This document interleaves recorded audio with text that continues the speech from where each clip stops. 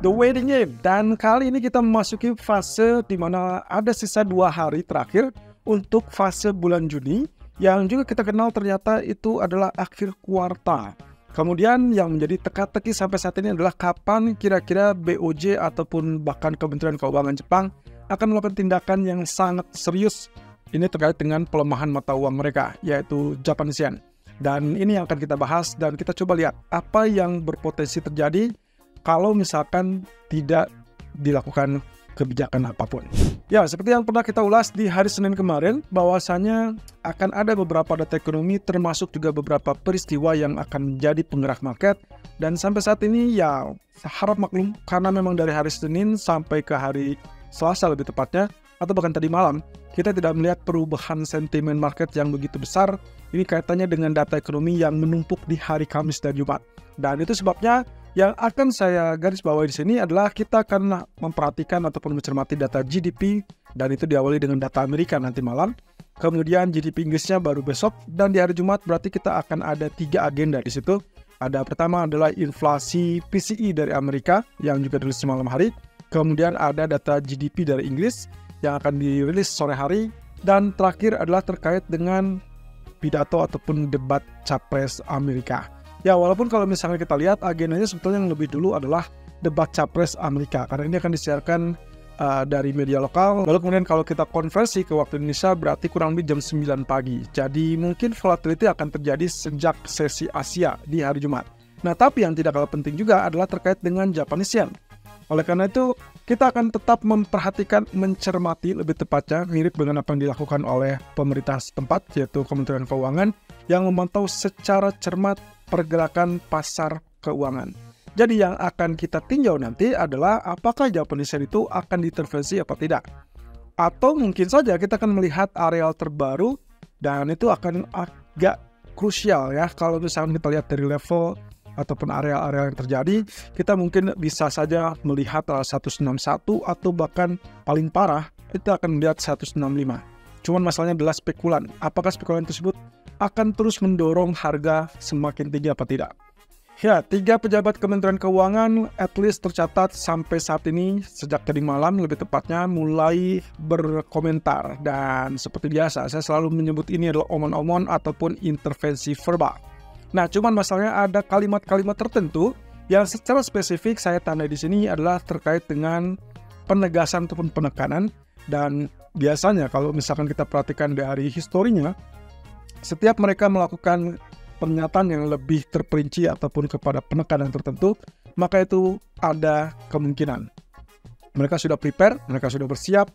Bahkan Kementerian Keuangan atau dalam hal ini Menteri Keuangan bisa saja mulai memerintahkan ataupun meminta kepada Bank of Japan untuk standby, untuk get ready, untuk apapun yang terjadi dan merespon terkait dengan pelemahan mata uang tersebut.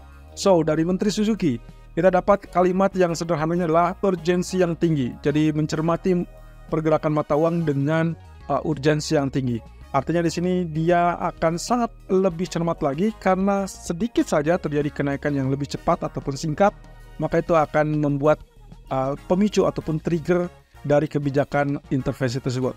Sementara dari sekretaris kabinet Jepang, Hayashi juga melihat ada kondisi di mana mereka harus mulai mengambil tindakan kalau ternyata pergerakan nilai tukarnya terlalu cepat.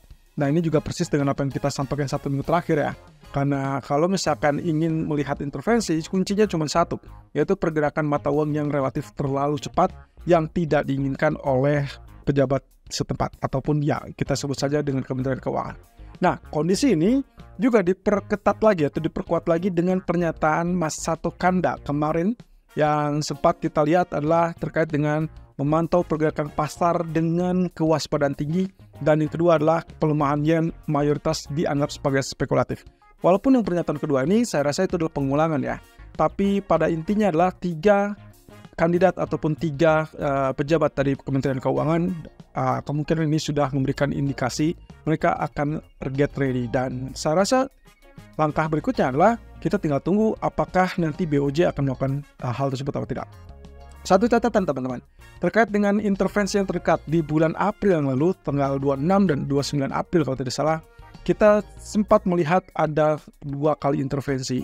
Yang pertama dilakukan di hari Senin saat libur data, kemudian yang kedua adalah saat pengumuman FOMC.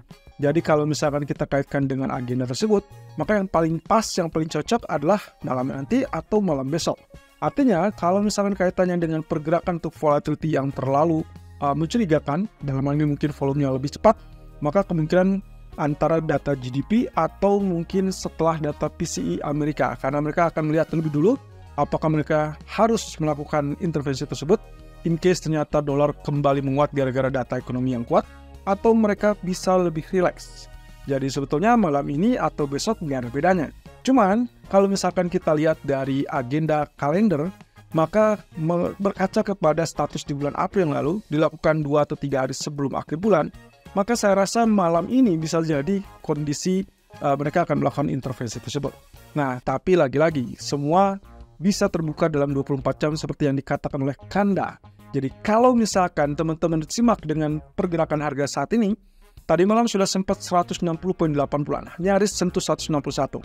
Apa artinya? Artinya dia memicu lebih besar lagi dan bahkan kita sudah dapatkan level tertinggi baru dibandingkan dengan apa yang terjadi di bulan April yang lalu. So, sangat wajar kalau misalkan dalam hal ini spekulan agak meredam terlebih dulu, tapi juga menjadi pertanyaan adalah apakah kita akan dapatkan solusi dari BOJ tersebut atau tidak. Yang jelas di bulan April saja dia tetap mengalami penurunan dari 160 sampai 155, dan tahap kedua itu sempat turun sampai 152, tapi kemudian dia beranjak rebound kembali di awal bulan sampai teritori 157, 158. Dan ini yang sekarang kita lihat adalah kenaikan berulang ke 160. Jadi ya hati-hati saja, kalaupun terjadi penurunan akibat intervensi tersebut, saya tidak yakin bahwa dia akan lanjut turun di bawah 152. Dengan catatan 152 adalah angka yang paling maksimal karena kita berkaca kepada status intervensi di bulan April yang lalu.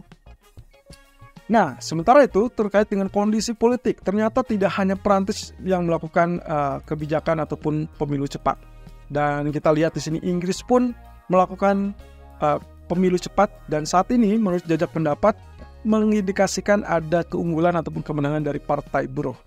Nah, kalau misalkan dilihat dari beberapa pengamat, kemungkinan justru kalau misalkan adanya kemenangan dari Partai Buruh, mereka setidaknya bisa melakukan ataupun membuat sebutlah dengan kebijakan ataupun ya kondisi di mana parlemen akan dipenuhi secara mayoritas. Kalau itu yang terjadi, sebetulnya itu adalah efeknya relatif lebih positif untuk pound sterling. Cuman sayangnya, Credit Agricole mengatakan bahwa kemungkinan potensi tersebut sudah diantisipasi oleh pasar.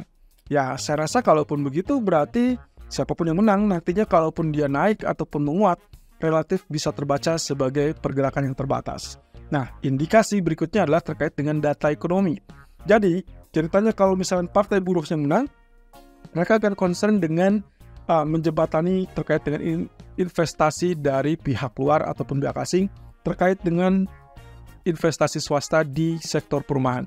Jadi mungkin secara tidak langsung ini akan menggenjot ekonomi, sehingga harapannya nanti berikutnya adalah ekonomi kembali pulih, kembali tumbuh, walaupun ya ekspektasi untuk pemangkasan suku bunga dari BOE minimal itu sudah bisa merevisi dari apa yang dikhawatirkan mereka. Dan ingat, inflasi Inggris saat ini sudah berada di 2,0%. Yang kita butuhkan, inflasinya tetap bertahan di level tersebut, atau mungkin sedikit lebih rendah, sehingga akhirnya pihak BOE atau Bank Sentral dalam hal ini kembali membuka peluang untuk melakukan pemangkasan tersebut di bulan Agustus. Nah, sementara dari Prancis, sayangnya kita baru tahu akan hasil ini di tanggal 30 Juni. Nah, tapi untuk sementara waktu, partai pengusung presiden incumbent, ya, Emmanuel Macron ternyata relatif lebih rendah, ada di sekitar 24% atau 21% berbanding dengan Marine Le Pen yang ternyata punya keunggulan 36%. Sekedar mengingatkan, Marine Le Pen ini bukan orang baru, bukan calon baru, melainkan calon yang sebelumnya juga pernah diusung, dan saya rasa ini akan menjadi perang yang cukup terbuka dan juga ya semakin tidak pasti kondisi politik yang akhirnya menekan kepada mata uang euro. Jadi euro ataupun pound sterling akan sangat dipengaruhi oleh kondisi internal politik mereka, sehingga zona Eropa sebetulnya relatif tidak aman untuk saat ini. Itu sebabnya kenapa saya berpikir bahwa akhirnya investor memilih US dollar. Jadi kalau misalkan seperti itu, pertanyaan berikutnya adalah apakah US dollar ini menguat gara-gara faktor data ekonomi yang memang sangat kuat dari Amerika, termasuk juga mungkin kalau kita kaitkan dengan debat capres yang nantinya mungkin akan kecenderungannya menunjukkan keunggulan Donald Trump, atau mungkin ini hanya sekedar efek akhir bulan atau bahkan akhir kuartal. Ya, kalau kita merujuk kepada apa yang sempat terjadi, kelihatannya data-data ekonomi sebetulnya cenderung relatif melonggar. Artinya, ya kita bisa bilang penguatan US dollar ini akan relatif bersifat sementara. Berarti apakah ini gara-gara efek akhir kuartal ataupun akhir bulan? Mungkin saja. Atau mungkin saja gara-gara kondisi di negara sebelah ataupun di negara tetangga seperti Eropa yang ada ketidakpastian masalah politik sehingga akhirnya investor lebih kecenderungan memihak kepada US dollar. Itu juga bisa. Tapi kalau kita sebut dengan safe haven, saya tidak melihat hal tersebut karena hasil treasury kelihatannya juga bergerak naik. Nanti kita akan bahas di bagian tertentu. Nah, oleh karena itu, kalau misalkan kita lihat dari economic data hari ini, maka cenderung saya tandai dengan tanda panah bahwasanya yang harus kita perhatikan lebih pertama adalah, atau yang utama adalah data klaim pengangguran mingguan, initial jobless claim. Perkiraannya relatif bisa dibilang agak sedikit menguat, yaitu dengan angka 236 dari 238 sebelumnya. Tapi lagi-lagi, bagi saya, selama angkanya tidak turun kembali di bawah 220.000, that means pengangguran sedang meningkat, dan itu berarti weak for dollar, dan ada kesempatan untuk tingkat pengangguran juga akan berada di atas 4%-an. Nah, berarti itu juga membuka sekaligus peluang untuk pemangkasan di tahun ini. Tapi, yang juga tak kalah menarik adalah data GDP, laju pertumbuhan ekonomi. Tolong perhatikan data GDP kuartal per kuartal. Jadi ini akan menunjukkan apakah ekonomi Amerika sebetulnya sudah melambat atau tidak. Banyak beberapa pihak melihat kondisi ekonomi ataupun laju pertumbuhan ekonomi dari Amerika sebetulnya sudah mulai melambat. Ini dikaitkan dampak dari suku bunga yang terlalu tinggi.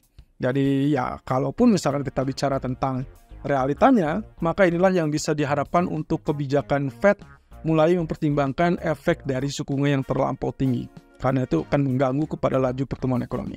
Nah, oleh karenanya juga kemungkinan ini akan menjadi salah satu tantangan sebelum kita berhadapan dengan tantangan realnya, yaitu inflasi PCE besok. Jadi, saya lagi-lagi kembali kepada pandangan saya, efek akhir bulan kemungkinan maju lebih awal. That means hari ini, strong dollar masih ada, tapi kalau misalkan lihat dari beberapa kasus ataupun beberapa data ekonomi, dan juga termasuk level area, ini include pertama terkait dengan emas. Saya rasa kita sudah mulai menapaki areal kritikal, dan itu mungkin akan menjadi jawabannya. Apakah data ekonomi nanti malam akan relatif lebih rendah atau justru lebih kuat?